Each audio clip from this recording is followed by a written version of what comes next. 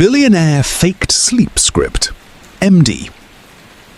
The billionaire who faked sleep to test a poor boy.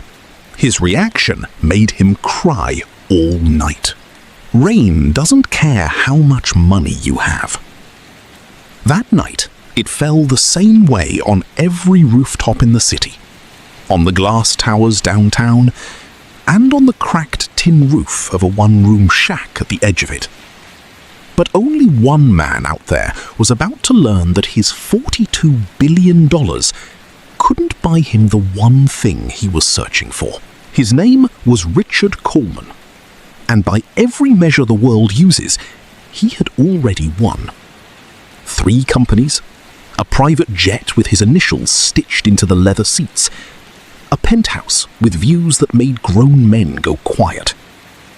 And yet, at 58 years old, Richard Coleman was about to check into a rundown motel 2 miles from his own headquarters, using a name that wasn't his, wearing a coat that cost $12, because he no longer trusted anyone to tell him the truth.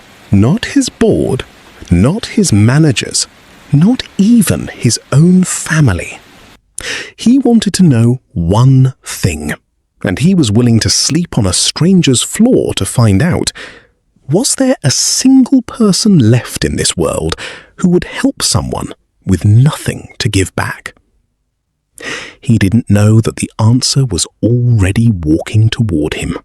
A 9-year-old boy in a jacket 2 sizes too big, carrying a plastic bag of half-eaten bread he'd been saving for his little sister's breakfast. What happened between them that night would end with a billionaire sitting alone in the dark, unable to stop crying. Not from sadness, but from something he hadn't felt in 30 years. Stay with me, because by the end of this story, you might find yourself asking the same question Richard Coleman asked himself that night. Not how much do I have, but who would still show up for me if I had nothing at all? To understand why Richard Coleman was standing in the rain that night, dressed like a man who'd lost everything, you have to understand what wealth had already taken from him.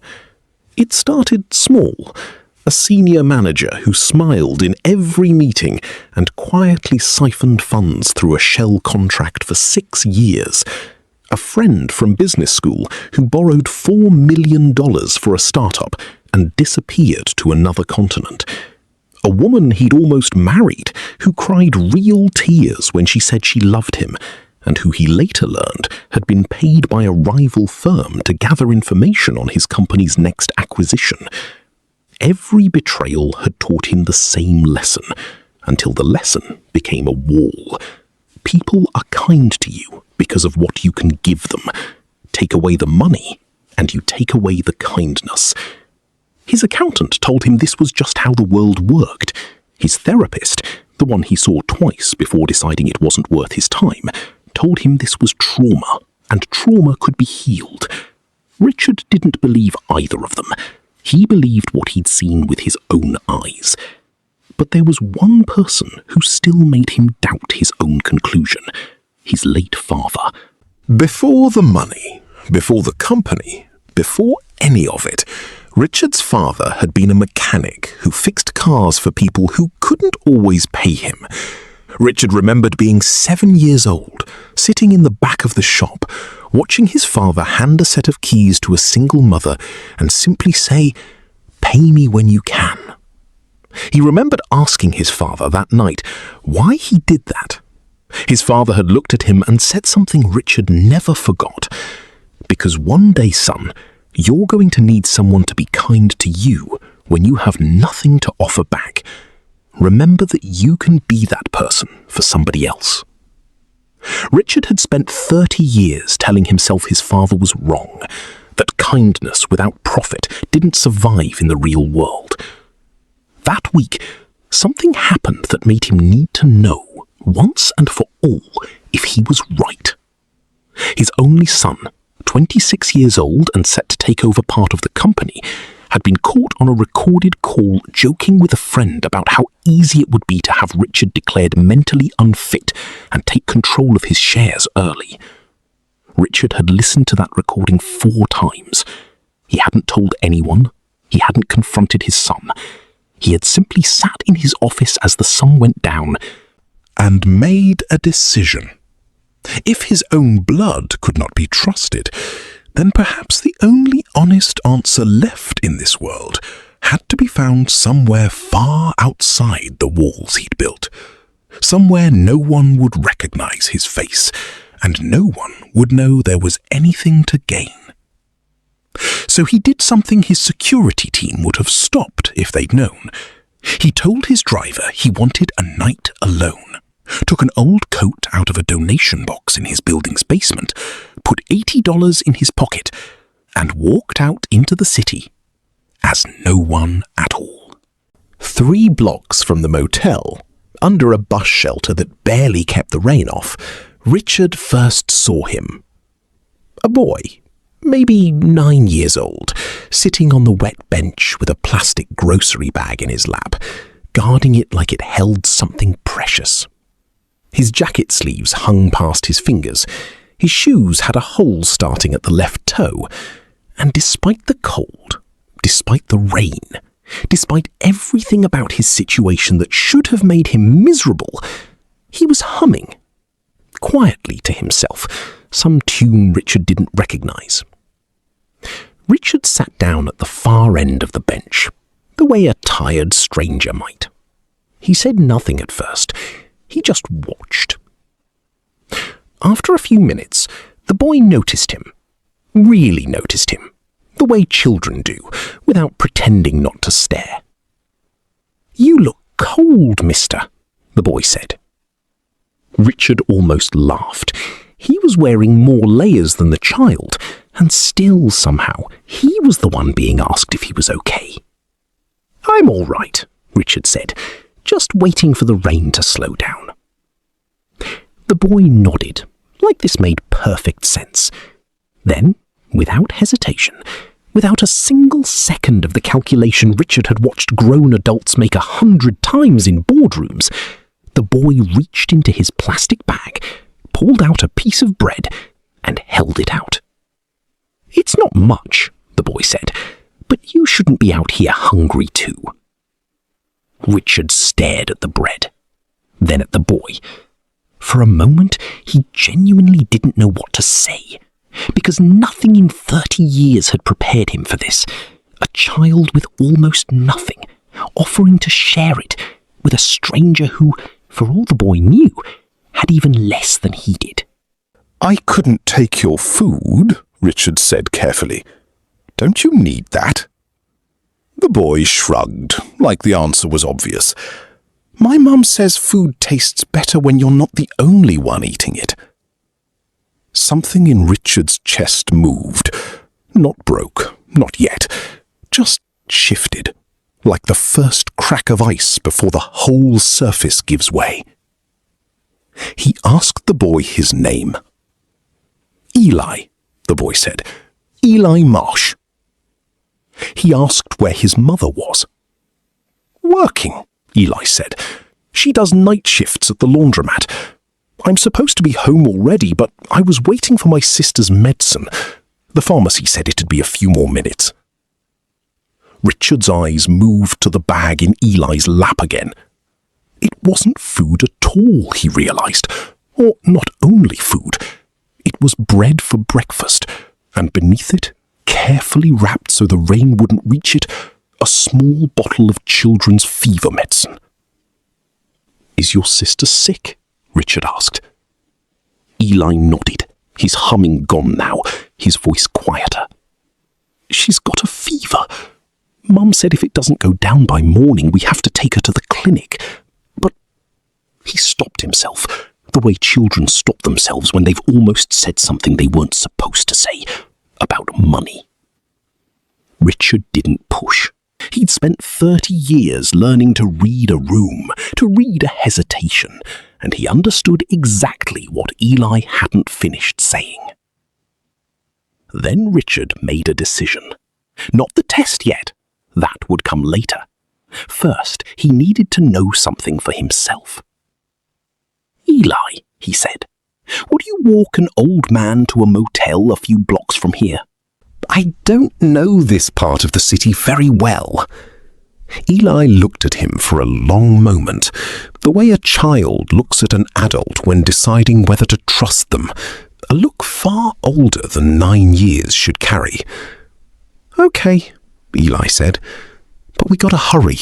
My sister's waiting." The motel Richard had chosen for the night was the kind of place his own employees would never have imagined him setting foot in. Flickering sign, a front desk clerk who barely looked up, walls thin enough to hear every conversation next door.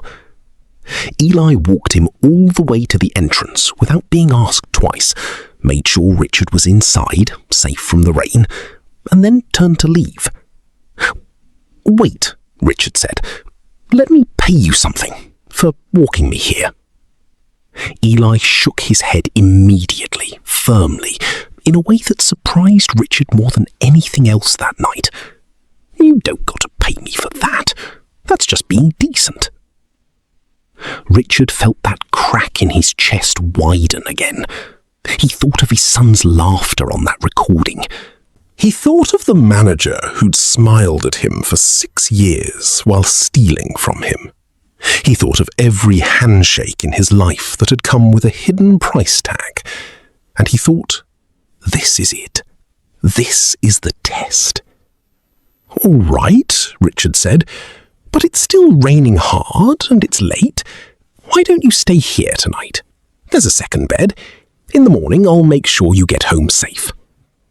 It wasn't really a kindness. It was a test disguised as one. The same test Richard had run quietly on a handful of other strangers in years past, always with the same disappointing result. He wanted to see what Eli would do once he thought no one important was watching.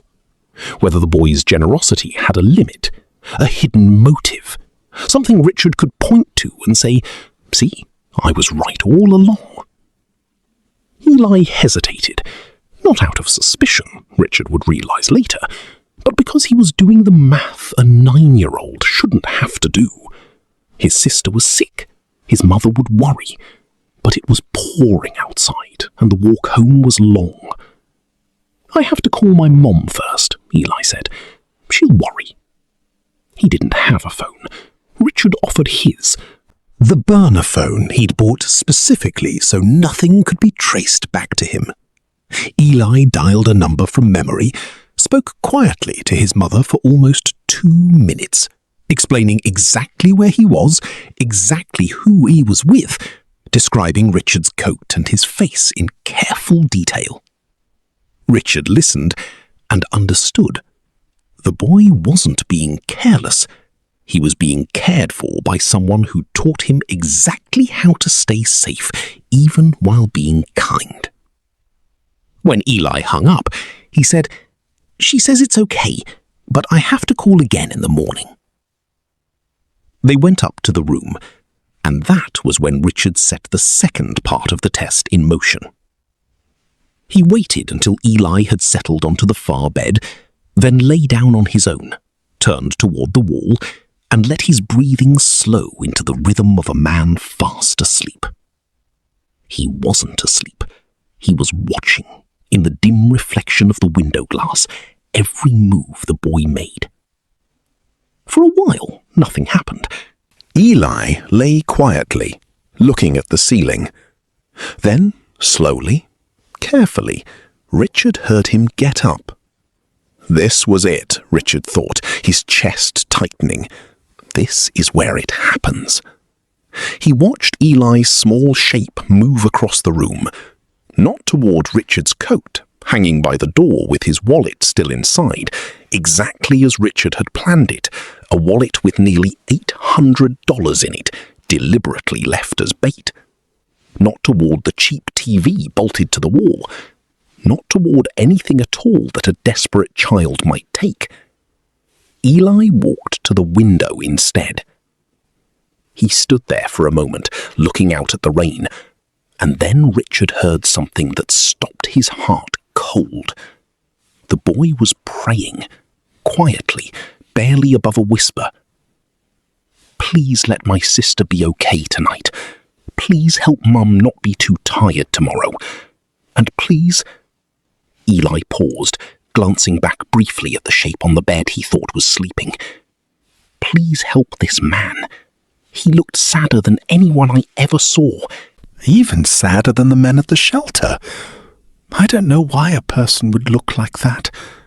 I hope somebody's nice to him soon. Richard lay perfectly still, staring at the wall, and felt something break inside his chest that had nothing to do with money at all. Eli went back to bed. Within minutes, his breathing slowed into real sleep, the easy, untroubled sleep of a child who had done everything he knew how to do and trusted the rest to God. Richard did not sleep at all that night. He lay awake for hours, replaying it. Not the money left untouched.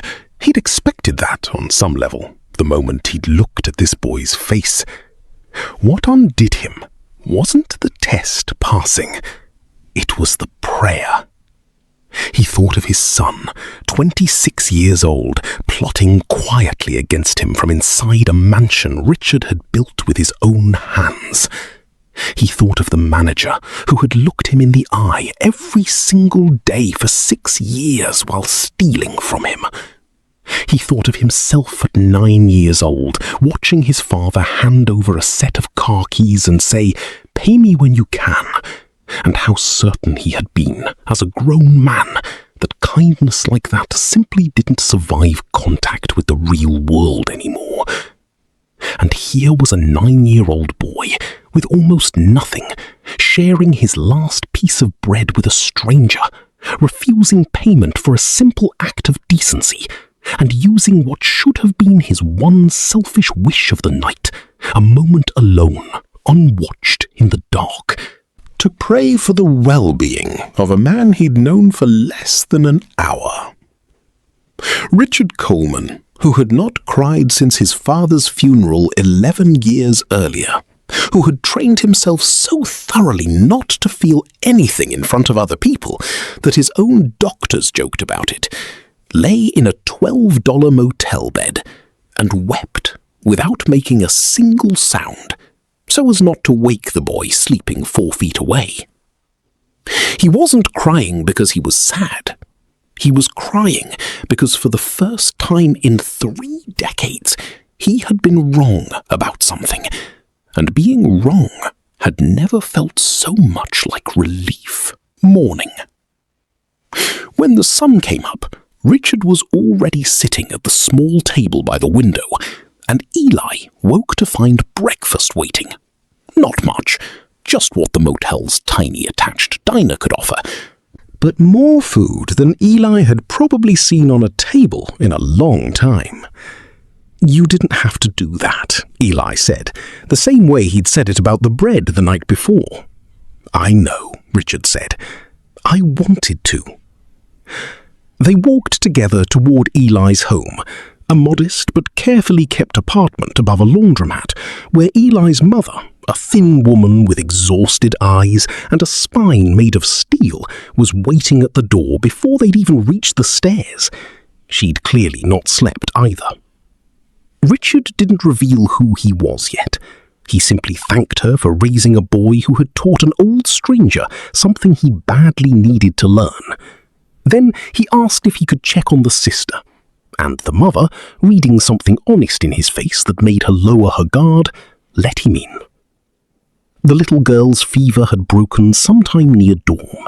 She was sitting up in bed, pale but smiling, asking Eli if he'd brought her anything. He had. From his plastic bag, still carefully guarded, he pulled out the last piece of bread he had saved through the entire night, through sharing it with a stranger, through sleeping in an unfamiliar room, through everything, and handed it to her. That was the moment Richard Coleman decided he was done testing people from a distance, done hiding behind fake names and burner phones, done letting 30 years of other people's betrayals decide who he was allowed to become. He told them who he was. The mother didn't believe him at first. Who would? But when his driver arrived 20 minutes later, when the real coat came out of the trunk, when the phone rang with his actual name on the caller ID from his lawyer, the truth settled over the small apartment like something too large for the room.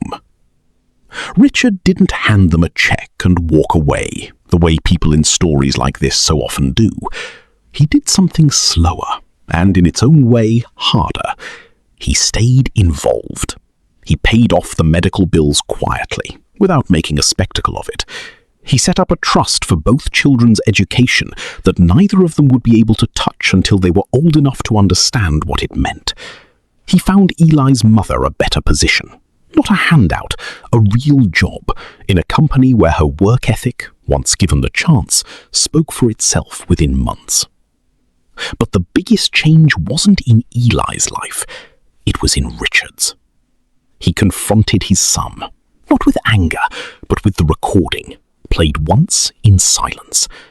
What came out of that conversation wasn't forgiveness overnight. Trust doesn't rebuild in a single conversation, and Richard was honest enough with himself to know that. But it was a beginning, a door left open instead of slammed permanently shut. He restructured his company's leadership, this time actually listening when long-time employees, the ones who'd stayed through hard years, who'd never asked him for anything, spoke up. He started quietly, funding shelters and food programs across the city, not for headlines, but because he now understood something his father had tried to tell him 30 years earlier, and he had been too proud, too burned, too tired to hear. Kindness without profit hadn't died in the world. Richard had simply stopped looking for it in the places it actually lived. Eli, for his part, had no idea his prayer that night had reached anyone but the ceiling. Years later, when he was old enough to understand exactly what had happened that rainy evening under the bus shelter, Richard told him the truth. That he'd been awake the whole time, that he'd heard every word, and that a single quiet prayer from a 9-year-old boy had done what 3 decades of therapy and $30 billion never could. It had made him human again. Richard Coleman still tells people when they ask how a man like him ended up funding shelters and scholarship funds instead of just another yacht, that the most valuable thing he ever received in his life cost him nothing and came from someone who had almost nothing to give. A piece of bread, a boy's honesty, and a prayer said for a stranger, in the dark, by someone who thought no one was listening. So here's the question worth sitting with tonight.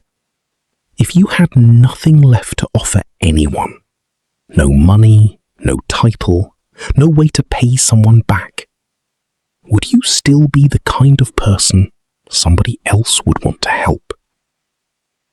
Because somewhere out there tonight, there might be a Richard Coleman of your own, testing the world in his own quiet way, and you'll never know it was a test at all.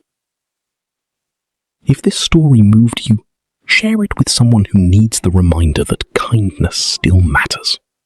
And let me know in the comments, what would you have done in Eli's place?